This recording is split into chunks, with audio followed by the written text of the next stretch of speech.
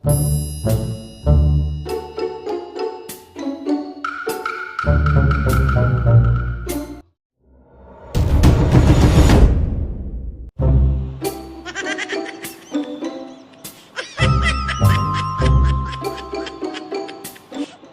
ba? Parang hindi naman. Grabe naman kayong makakomment doon sa TikTok ni Bebe Beyonce. Ang totoo niyan, wala naman ako nakikitang masama doon sa sayaw ni Bebe Beyonce. Ang cute pa nga. May pag ganun-ganun lang siya, oh. Lalakad ng ganun, gaganon-ganon. Pagkatapos, gumaganon-ganon lang. Oh. Anong problema nun? Kahit nga naglalaro ka ng hula hoop kailangan gumigiling ka, pero hindi ibig sabihin nun, bastos na.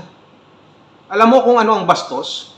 Yung isipan ng mga ibang tao dyan na masyadong malisyoso at malisyosa. Yes, sabihin na natin na may sinabi si Kalinga Prab na huwag mo nang mag-concentrate dyan sa pagtitiktok dahil wala namang kikitain. Tama naman yun. Walang problema sapagkat may mga importanteng bagay pa rin sila na dapat nilang gawin na pwede silang magkaroon ng pakinabang.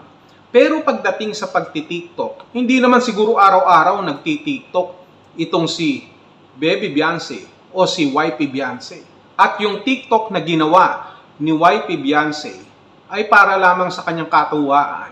Nagkataon lamang na may mga tao talaga na hindi natin pwedeng ma-please ng sobra-sobra. Na kahit anong gawin mo, kapag gusto kang hanapan ng butas, ay hahanapan kanila ng butas. Ang sasabihin lamang nila para hindi masyadong halata ay namimiss na namin yung dating Beyonce na tahimik.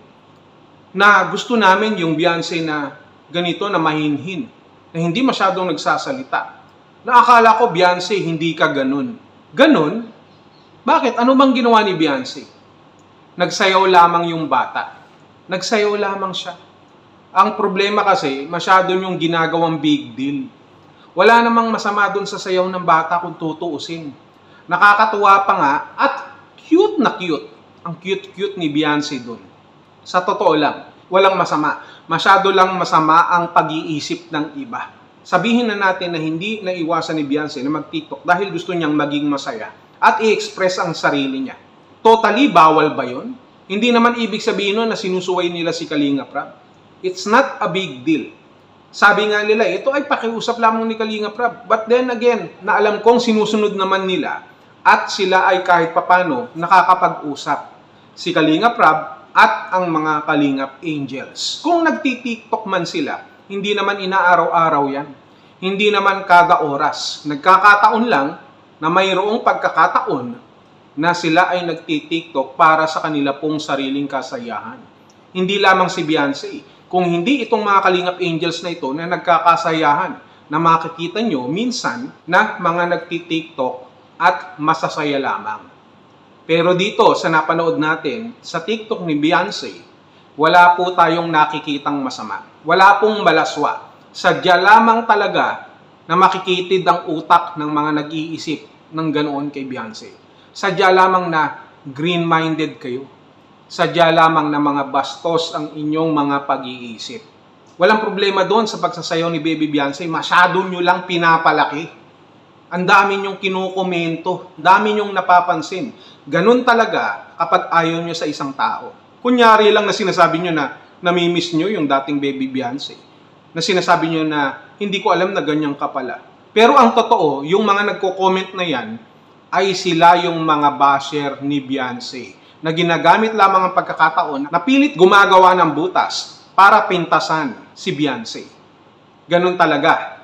Ganun talaga kahit anong gawin mo na tama. Kapag hahanapan ka ng mali, mali at mali pa rin ang kanilang makikita. Pati ba naman TikTok ni Beyonce pinatulan nyo na? Na kahit walang ginagawang masama at wala naman tayo nakikitang masama, pilit nyong pinapasama. Ang sama naman ng ugali nyo. Pinansin nyo pa yun? Dapat ang pansinin nyo yung mga sarili nyong buhay. Hindi kasi kayo makapag-TikTok Oh, TikTok, may kumakatok na sa pintuan nyo. Magbayad na raw kayo ng kuryente. Ang tatamad nyo kasi mga wala kayong trabaho at umaasa lamang kayo sa bigay ng gobyerno. O ano pa? Tapos papatulan nyo pa si Beyonce. Ang masama dito yung pag-iisip ninyo. Kasing sama na maugali nyo. Kasing sama ng mga mukha ninyo. Pinapasama nyo yung bata na si Beyonce na wala namang ginagawa talagang masama. That's very, very bad. Samantalang yung iba nga halos lumuwa na ang kaluluwa, wala kayong nasasabi. Alam ko kung bakit. Na kahit lumuluwa yung kaluluwa, tikom lamang ang inyong mga bibig. Sapagkat kayo mismo, hindi lamang luwa ang kaluluwa. Kung hindi, nilayasan na kayo ng inyong mga sariling kaluluwa. Wala na rin kayo nun. Walang kaluluwa, walang tamang pag-iisip, at walang bait sa sarili. Nakakaawa naman kayo.